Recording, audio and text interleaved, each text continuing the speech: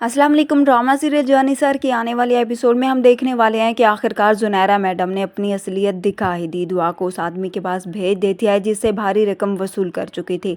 दुआ उस आदमी को देखकर परेशान हो जाती है और उसका सर फाड़कर भागने की भी कोशिश करती है, मगर बाहर खड़ा एक और आदमी उसे अंदर लेकर जाकर कमरे में बंद कर देता है। जुनैरा मैडम भी दुआ के सामने अब खुलकर आ जाती है। दुआ का खाना पीना तक बंद कर देती है और उसे समझाती है जितना जल्दी वो उसकी बात मान ले उतना ही उसके लिए बेहतर है, वरना और भी तरीके उसके पास है अपनी बात मनवाने के। रूमी दुआ को देखती है तो उसको खुद पर बीती याद आती है। वो दुआ से कहती है, मैंने भी बहुत कोशिश की थी कि इनकी बात कभी नहीं मानूंगी, मगर आखिर में हार गई और जैसा इन लोगों ने मुझे कहा वैसा ही करना पड़ा, क्योंकि मेरे पास कोई और रास्ता नहीं था। दुआ रूमी से कहती है, मैं चाहे मर भी जाऊं मगर इनकी बात कभी नहीं मानूंगी। मुझे मालूम नहीं था कि ये औरत इतनी घटिया है, अगर मुझे मालूम होता तो मैं उसके साथ कभी भी ना आती।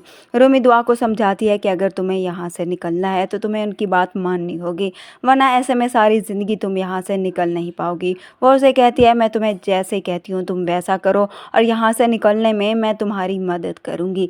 दुआ को रूमी की बात समझ आ जाती है, इसलिए उसके कहने पर वो तैयार भी हो जाती है। दूसरी तरफ हम देखेंगे कि फराज इस डर से कि कहीं दुआ वापस आकर उसकी असलियत सबके सामने ही खोल कर ना रख दे, इसलिए वो आकर अपने बाप से कहता है कि मैं फ़िज़ा को अपने साथ नहीं रखना चाहता, मैं उसे तलाक देकर जान छुड़वाना चाहता हूँ। जिस पर फराज के बाप को गुस्सा आता है कि आखिर इतना बड़ा फैसला वो कैसे कर सकता है। फराज अपने बाप से कहता है कि इन लोगों ने जो कुछ हमारे साथ किया, इसके बाद भी आप मुझसे पूछ रहे हैं कि मैं ऐसा क्यों कर रहा हूँ।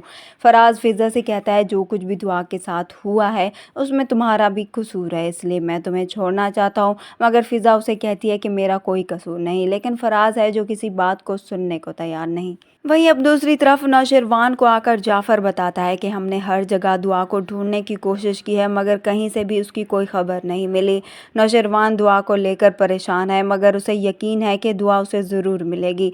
दूसरी तरफ दुआ उन लोगों के कहने पर तैयार होकर एक पार्टी में सभी लड़कियों के साथ चली जाती है। अब नौशरवान भी इत्तफाकन उसी पार्टी में आया होता है। दुआ एक कोने में खड़ी होती है तो अचानक से नौशरवान की नज़र दुआ पर पड़ जाती है। वो दुआ को इस ड्रेसिंग में देख कर हैरान रह जाता है कि आखिर दुआ यहाँ पर क्या कर रही है।